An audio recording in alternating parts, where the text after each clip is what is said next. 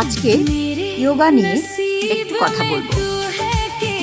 যোগা শব্দের অর্থ হলো মিলন, সংযুক্তি, যোগব্যায়াম বা সাধন প্রণালী। সংস্কৃত মূল শব্দ যুজ থেকে আসা শব্দটি শরীর, মন ও আত্মার মধ্যে সামঞ্জস্য বা সংযোগ স্থাপন করাকে বোঝায়। এটি একটি প্রাচীন ভারতীয় বিদ্যা যা শারীরিক আসন, শ্বাস প্রশ্বাসের ব্যায়াম ও ধ্যানের মাধ্যমে সুস্থ ও ভারসাম্যপূর্ণ জীবনযাপনে সাহায্য করে। যোগার 4টি বৈশিষ্ট্য: মিলন, শৃঙ্খলা, স্বাস্থ্য, দার্শনিক।